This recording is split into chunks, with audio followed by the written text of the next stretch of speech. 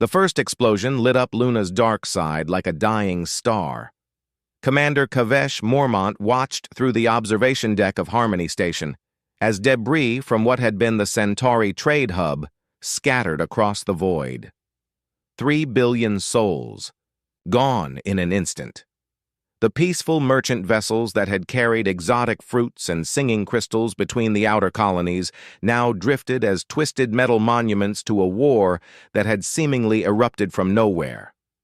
"Sir, we're receiving emergency. Broadcasts from 17 systems," reported Lieutenant Fern Valdris, her usually steady voice cracking. The young officer's forearms trembled as she manipulated the holographic displays, each one showing red warning indicators spreading like a plague across the galactic map. Kavesh had served in the Galactic Peacekeeping Corps for 43 standard years, most of them blissfully uneventful. The galaxy had enjoyed unprecedented peace since the Great Accord of 2387, when 12 major species had agreed to settle disputes through trade and diplomacy rather than warfare. His biggest concerns had been pirates raiding shipping lanes and the occasional territorial dispute over mining rights. Now something called the Dominion of Ash was systematically obliterating entire star systems. "What do we know about these attackers?" Kavesh asked, his 6 eyes focusing on the tactical display. The alien fleet formations were unlike anything in their databases, angular vessels that seemed to bend light around them, making targeting nearly impossible. "Intelligence is limited, sir," Fern replied, her mandibles clicking nervously. "They appeared simultaneously in 47 systems across the outer rim. No demands, no communications. They simply destroy everything they encounter." The comm system crackled to life with Admiral Nexus Thorne's voice from Galactic Command. "All available forces are to converge on the Kepler defensive line. We estimate 6 days before they reach the core worlds." 6 days. Kavesh felt his twin hearts skip a beat. Among the core worlds was Earth, that small blue planet whose inhabitants had only achieved faster-than-light travel 57 years ago. The humans were still considered newcomers to galactic society, their military primitive by galactic standards. They had exactly 12 patrol vessels and 1 orbital defense platform to protect their homeworld. "Sir," Fearon interrupted his thoughts, "we're receiving a transmission from Earth. It's strange." The holographic display shifted to show a human male with graying hair and calm eyes. Unlike the panic Kavesh had seen in other planetary leaders, this human appeared almost serene. "This is Director Emrys Nightfall of the Sol Defense Initiative.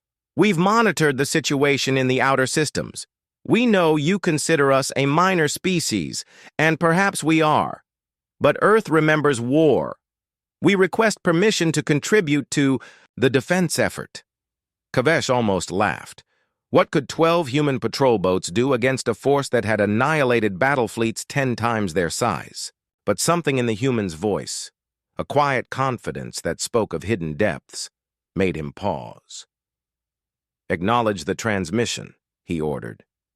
"Tell them their assistance is welcomed." As Harmony Station adjusted course toward the Kepler line, Kavesh couldn't shake the feeling that he was missing something crucial. The galaxy's peaceful era was ending, but perhaps it would reveal what the younger species had been hiding behind their diplomatic smiles and trade agreements. The Dominion of Ash was about to learn that they had awakened something that had been sleeping in Sol's warm light. The Kepler defensive line stretched across 3 light-years of space, a magnificent array of the galaxy's finest warships, dreadnoughts. From the Veil Supremacy, floated alongside the crystalline arc ships of the Ethereal Collective, their combined firepower capable of glassing entire continents. Admiral Nexus Thorne had assembled nearly 8,000 vessels, the largest fleet in recorded history. Yet Kavesh couldn't stop staring at the human contingent. What had arrived from Sol was not the expected squadron of primitive patrol boats. Instead, 12 vessels hung in perfect formation, each one radiating an energy signature that made his instruments scream warnings. They were sleek, predatory things, matte black hulls that seemed to devour light, bristling with weapon systems. His scanners couldn't identify.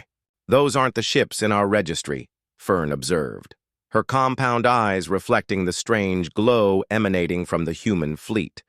Director Nightfall's face appeared on their communication array, still wearing that unsettling, calm expression. "Admiral Thorne, I'm transmitting our tactical specifications now. I believe you'll find them adequate." Kavesh watched the Admiral's expression change from polite tolerance to shock, then to something approaching awe. On his secondary display, he glimpsed fragments of the data, power outputs that defied physics, shield harmonics beyond their current understanding, and weapon classifications marked with symbols his translation software couldn't parse. "Director Nightfall," Admiral Thorne's voice carried a new note of respect, "these specifications suggest your vessels could individually engage our finest dreadnoughts. How is this possible? Your species has had interstellar capability for barely half a century." The human's smile held depths that reminded Kavesh of staring into a nebula. "Admiral, you've known us during peacetime. We showed you our merchants, our diplomats, our artists. We never showed you our warriors." A proximity alarm shrieked across the fleet. The Dominion of Ash had arrived. They came like a wound in space itself. Hundreds of vessels that hurt to look at directly, their hulls seeming to exist in multiple dimensions simultaneously. The very fabric of reality twisted around them, and several alien crew members began experiencing symptoms ranging from nausea to prophetic visions. "All vessels, engage pattern Delta 7, Admiral Thorne commanded. "Protect the supply lines and—" "Negative," Director Nightfall interrupted smoothly. "Human vessels will advance first. We'll establish optimal firing solutions for the main fleet." "Director, that's suicide. Our scans show their individual ships output more energy than our battle cruisers. Trust us." The 12 human vessels accelerated toward the enemy fleet with impossible speed, leaving trails of distorted space-time in their wake. As they closed distance, their true nature became apparent. These weren't just warships. They were something beyond current galactic military doctrine. The lead vessel, designated Fenris, opened fire first. Instead of the expected plasma beams or missile swarms, it unleashed something that made space itself scream. The energy discharge punched through 3 Dominion vessels simultaneously, their exotic armor proving useless against whatever humanity had learned to harness. "By the 7 moons," Fern whispered. "What are those weapons?" Kavesh watched in fascination as the human fleet began to methodically dissect the enemy formation. They moved like pack hunters, each ship anticipating the other's actions with supernatural coordination. When Dominion forces attempted to flank them, the humans' ships simply weren't there anymore, teleporting, phasing, or moving through dimensions Kavesh didn't know existed. Director Nightfall's voice remained calm throughout the impossible display. "Human vessels report optimal firing solutions established. Main fleet may commence engagement." Admiral Thorne's laugh held an edge of hysteria. "All ships, follow the human's lead. Let's see what else we've underestimated about Earth." As the galaxy's combined fleet joined the battle, Kavesh realized they had been fundamentally wrong about their new allies. Humanity hadn't been building a civilization during their 57 years in space. They had been preparing for war. The battle for Kepler Station raged for 18 hours, but the tide had turned in the first 18 minutes as Dominion forces retreated into dark space, leaving behind enough wreckage to build a small moon. Admiral Thorne found himself aboard the human flagship Fenris for what was officially a tactical debriefing. Commander Valeth Corrin, the ship's captain, didn't look like a warrior. She was small even by human standards, with silver-streaked hair and laugh lines around her eyes. But those eyes held depths that reminded Kavesh of staring into the engine core of a stellar foundry. "You want to know our secret," she said, not bothering with pleasantries. The ship's bridge around them hummed with technology that registered on their sensors as theoretically impossible. You want to know how a primitive species developed weapons that treat your best dreadnoughts like training dummies. Admiral Thorne, a veteran of a dozen campaigns, had the grace to look embarrassed. Your capabilities suggest development paths we don't understand. The energy conversion ratios alone— We cheated, Commander Corrin interrupted. We had teachers. The holographic display activated, showing Earth as it had appeared 57 years ago. Blue oceans, white clouds, green continents, and massive scars that looked like claw marks dragged across entire continental plates. First contact wasn't what we reported to the Galactic Council, Corrin continued.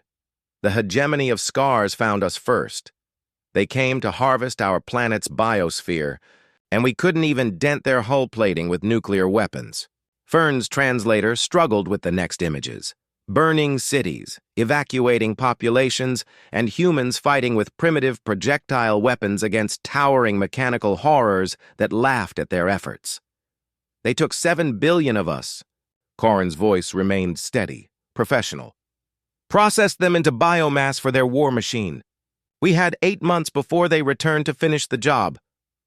Kavesh felt his blood chill.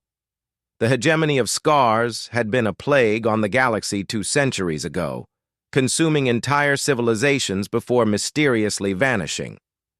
Official records suggested they had simply exhausted their territory and moved beyond galactic boundaries.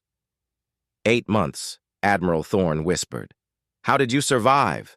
We studied them, Corrin smiled, and for the first time, Kavesh saw something predatory in her expression.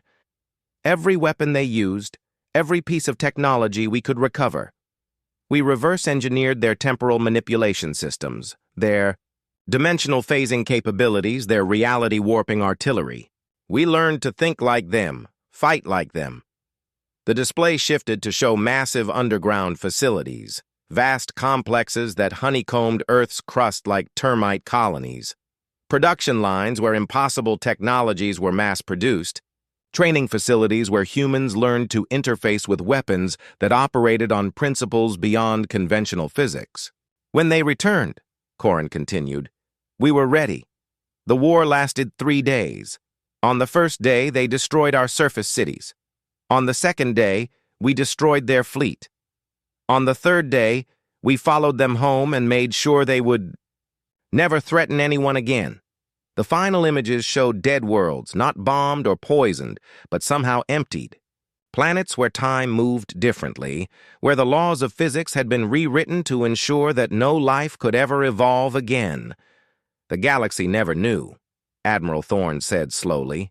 You never reported— What would have been the point? Corrin shrugged. The threat was eliminated. We adapted their technology to peaceful purposes and joined galactic society as the trading partners and diplomats you expected us to be. We genuinely hoped we'd never need to remember how to be monsters. Kavesh found his voice. But you maintained your military capabilities. Commander, every human child learns weapons training alongside mathematics. Every civilian transport has military-grade shielding. Every orbital facility can be converted to a weapons platform within 6 hours. Corrin's expression softened. Slightly. We like peace, but we never trusted it to last forever. The communication array chimed with urgent messages from across the galaxy.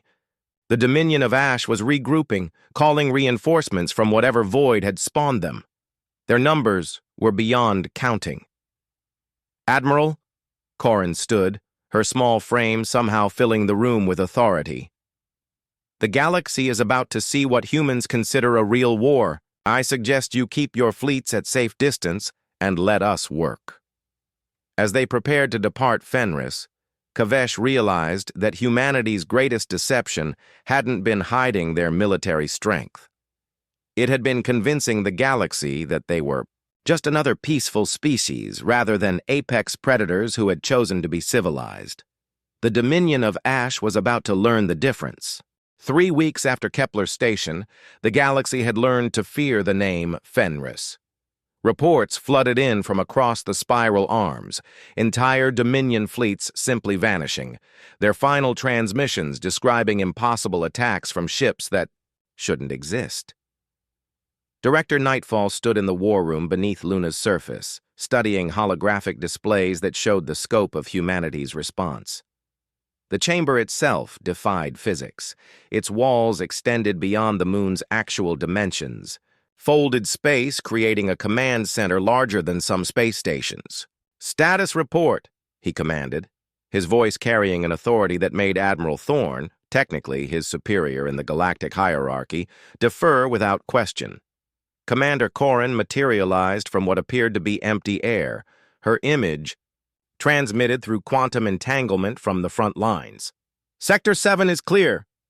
The Dominion attempted to establish a beachhead near the crystalline nebula, but the Jormungandr and Sleipnir eliminated their anchor points. Behind her, space twisted in ways that hurt to observe. The human vessels weren't simply fighting. They were rewriting local reality to ensure the Dominion couldn't return. Entire regions of space now operated under modified physical laws that prevented the enemy's dimensional phase technology from functioning. "Casualties?" Admiral Thorne asked, though Kavesh suspected he already knew the answer. "Zero," Corrin replied. "The Dominion's weapons can't lock onto our vessels when we're phase-shifted across multiple dimensional layers. They're fighting enemies that exist and don't exist simultaneously." Fern studied the tactical displays with growing amazement. "How many ships do you actually have? Our census records show 12 vessels, but the battle reports suggest hundreds." Director Nightfall smiled, the expression carrying hints of secrets that would give cosmologists nightmares. "Lieutenant, each of our vessels exists in multiple dimensions simultaneously. The Fenris you've observed is only one aspect of a much larger construct. When we need additional firepower, we simply call more aspects into this reality. The implications made Kavesh's mind reel. Humanity hadn't just learned to build impossible weapons, they had learned to exist impossibly. "Sir," a new voice interrupted. Specialist Quen Ravencrest, one of Earth's liaison officers, stepped through what appeared to be solid wall. His human appearance was flawless, but Kavesh's enhanced senses detected something fundamentally different about his energy signature. "We've located their origin point." The display shifted to show a region of space that registers shouldn't have existed, a zone where stars died not from age or violence, but from some form of metaphysical exhaustion. Reality itself appeared thinner there, as if the universe was wearing away at the edges. "The void between," Ravencrest continued. "It's not another dimension or parallel universe. It's the space between existence and non-existence, where things that should never be can still find purchase." Admiral Thorne leaned forward. "You're saying they're not from our reality at all?" "The Dominion of Ash exists in the gaps," Director Nightfall confirmed. "They're parasites that feed on the collapse of ordered systems. The more civilizations they destroy, the stronger they become and the easier it becomes for them to manifest. In our reality." Kavesh felt pieces of a larger puzzle clicking into place. That's why they appeared simultaneously across 47 systems. They weren't invading, they were metastasizing. Exactly. And conventional warfare only feeds them more. Every destroyed ship, every dead world, every act of desperation makes them more real. Nightfall's expression grew grave. The galaxy's response so far has been exactly what they needed to achieve full manifestation. "But your approach is different," Admiral Thorne realized. "You're not just destroying them, you're erasing them." "We learned from our previous teachers." Corrin's image flickered as battle raged around her ship. "The hegemony of scars tried to delete us from existence. We adapted their methods and improved them. When we eliminate Dominion forces, we don't just kill them. We make it so they never existed in the first place." The scale of what humanity was attempting staggered Kavesh. They weren't fighting a war. They were performing surgery on reality itself. carefully excising a cancer that threatened the fundamental structure of existence. "How long?" he asked quietly. 72 hours, Director Nightfall replied. "We'll need the Galactic fleet to maintain a defensive perimeter while we finish the work. After that," he didn't need to complete the sentence. "After that, either the Dominion of Ash would be nothing more than a fevered dream, or reality itself would collapse under the strain of what humanity was attempting." Kavesh realized that Earth's peaceful facade hadn't been deception. It had been mercy. The assault on the void between required every human vessel to phase into configurations that hurt to perceive.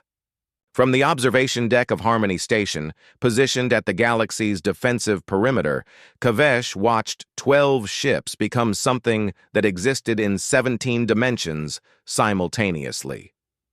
"My gods," Admiral Thorne whispered, his 4 eyes, unable to properly focus on the human fleet.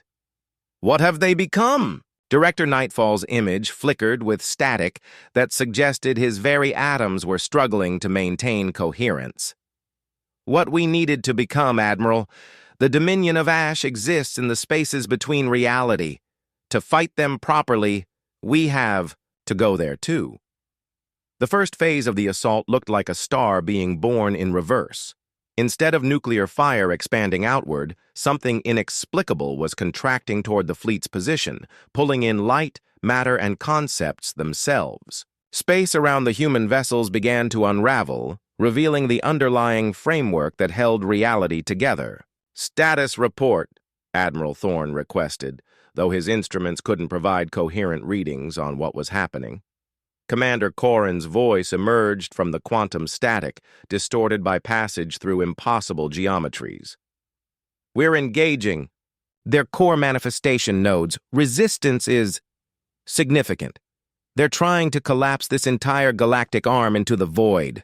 Through the tactical displays, Kavesh witnessed battle on a scale beyond comprehension. The human vessels weren't firing weapons. They were deploying patches of altered physics, regions where the laws of existence had been rewritten to exclude the Dominion entirely.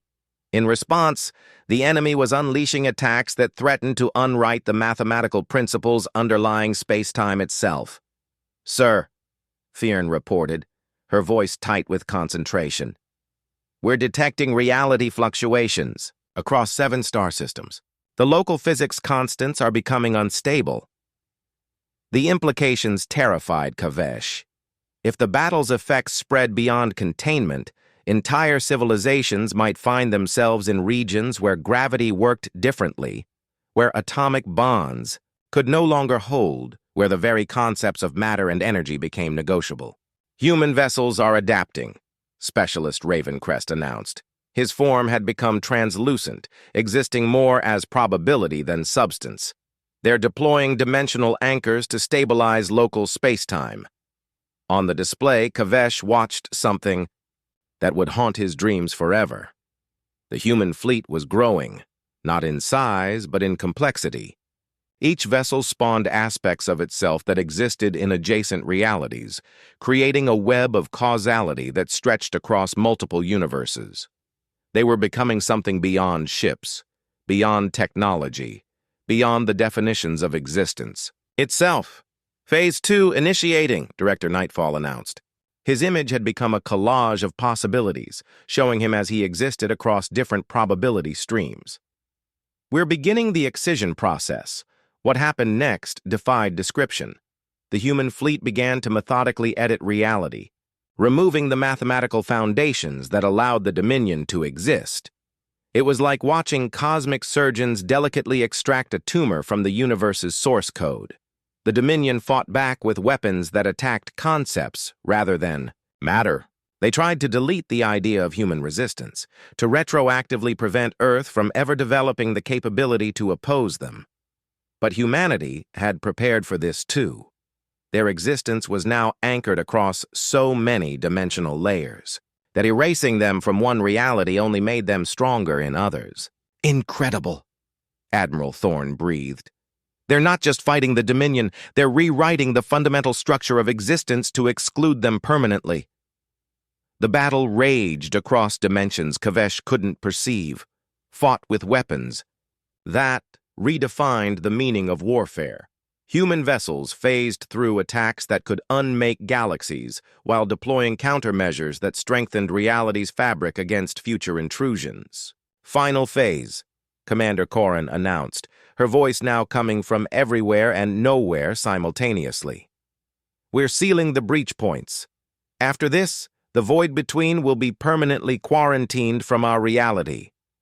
The climax came not as an explosion, but as a profound silence.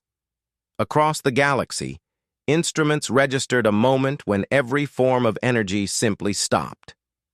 Stars paused in their fusion, quantum fluctuations ceased, even the cosmic background radiation held its breath. Then, like a universe exhaling, everything resumed. But something fundamental had changed. The mathematical constants that defined reality had been strengthened, made more resistant to the kind of parasitic intrusion the Dominion represented. Status report, Director Nightfall requested, his image, now solid and human again. All human vessels reporting successful mission completion, Corrin replied, her ship visible once more as a simple black hull against the stars. The Dominion of Ash has been permanently excised from our reality. The void between has been sealed. Kavesh realized he was witnessing the end of humanity's greatest deception. They had spent 57 years pretending to be just another peaceful species, when in truth they were reality's immune system, guardians capable of protecting existence itself from threats that conventional physics couldn't even comprehend. The galaxy was safe, but it would never be the same. 6 months after the void between was sealed, Kavesh found himself back on Earth for the first time since first contact. The planet looked exactly as it had in the diplomatic records. Blue oceans, green continents, white clouds. But now he understood what lay beneath that peaceful facade. Director Nightfall met him at the orbital elevator, looking remarkably ordinary for someone who had recently performed surgery on the universe. They descended through layers of atmosphere that hummed with subtle energies, protective fields that could repel invasions from dimensions that didn't technically exist. I wanted to show you something, Nightfall said as they stood in a memorial garden in what had once been Geneva. The monuments were simple, black stone pillars that listed names in dozens of languages. These are the 7 billion who died during the hegemony invasion, the ones who paid the price for our education. Kavesh read the inscriptions with growing understanding. You carry their memory in everything you build. Every ship name, every tactical doctrine, every protective system, it all traces back to them. We learned to transcend conventional reality because losing was never acceptable again. Nightfall's expression carried the weight of civilizational trauma. The galaxy knows us as peaceful traders and diplomatic mediators. But everything we are, everything we've built, serves one purpose: ensuring that what happened to Earth never happens to anyone else. They walked through the garden in comfortable silence, past monuments to losses that had shaped humanity's impossible evolution. Around them, the city hummed with technologies that existed in the gaps between sciences, power systems that drew energy from the quantum foam, transportation networks that folded space-time for convenience, communication arrays that operated across parallel realities. The other species are frightened, Kavesh admitted. After seeing what you're capable of, they're wondering if humanity might be more dangerous than the threats you protect us from. Nightfall smiled, the expression carrying depths of hidden complexity. Commander, we've been active in galactic society for 57 years. In that time, have we ever acted with anything but restraint and diplomacy? No, but we could have conquered the galaxy on our second day in space. Our weapons could have reduced every major world to ash before their defenders knew they were under attack. Instead, we chose to trade exotic fruits and singing crystals. Nightfall. stopped beside a monument dedicated to children who had died in the evacuation ships. We learned to be gods of war, but we chose to be merchants and diplomats. That choice defines us more than our capabilities. A transport arrived to take them to the primary defense complex, its architecture defying several laws of physics while maintaining perfect aesthetic harmony. As they descended through security layers that existed in folded space, Kavesh glimpsed the true scope of Earth's transformation. "How many of your people know?" he asked. "Every human child learns the basics in school. What happened to us? What we learned? Why we maintain our capabilities? But the specific details, the full extent of what we can do." Nightfall shrugged. "That knowledge is limited to those who need it for operational purposes." They emerged into a command center that made Galactic Command look primitive, holographic. Displays showed real-time monitoring of every inhabited system, quantum sensors that could detect reality fluctuations across the galactic disk, and early warning systems that watched for threats from dimensions beyond counting. "This is humanity's real gift to the galaxy," Nightfall said, gesturing to the vast installation. "Not our impossible weapons or reality-warping technologies, but our willingness to stand guard. We learn to fight monsters by becoming monsters, but we choose to remain civilized." Admiral Thorne's image appeared on the communication array, transmitted from Galactic Command. "Director, we've received the final report from the Reality Stability Commission. All dimensional barriers are secure, and the probability matrices show a 97% chance that nothing like the Dominion can emerge for at least the next millennium." Nightfall nodded with satisfaction. "Outstanding. What's the status of the reconstruction efforts?" "Ahead of schedule. The worlds damaged during the initial attacks are rebuilding with enhanced dimensional shielding, and the trade routes are fully operational again. Apparently, everyone wants to do business with species who can guarantee their security against impossible threats." After the transmission ended, Kavesh found himself struggling with a question that had been building for months. "Director, humanity could demand tribute from every world in the galaxy. You could rule as absolute protectors. Why don't you?" Nightfall was quiet for a long moment. His gaze focused on the memorial images displayed throughout the command center. "Commander, we learned to transcend the normal limits of existence because we had no choice. We became something beyond conventional physics because losing meant extinction. But power without purpose becomes tyranny, and we've seen what tyranny can do to civilizations." He turned to face Kavesh directly, his expression carrying the weight of species-wide trauma transformed into wisdom. "We guard the galaxy not because we must, but because we choose to. That choice, made freely, renewed, daily, maintained across generations. That's what makes us human rather than the monsters we learned to fight." As Kavesh prepared to return to his duties with the Galactic Peacekeeping Corps, he understood that he had witnessed something unprecedented, a species that had gained the power of gods and chosen to remain servants of peace. The galaxy was safe, not because humanity was strong, but because they had learned that true strength lay in choosing restraint when absolute power was within reach. Earth remained peaceful, but now that peace protected everyone.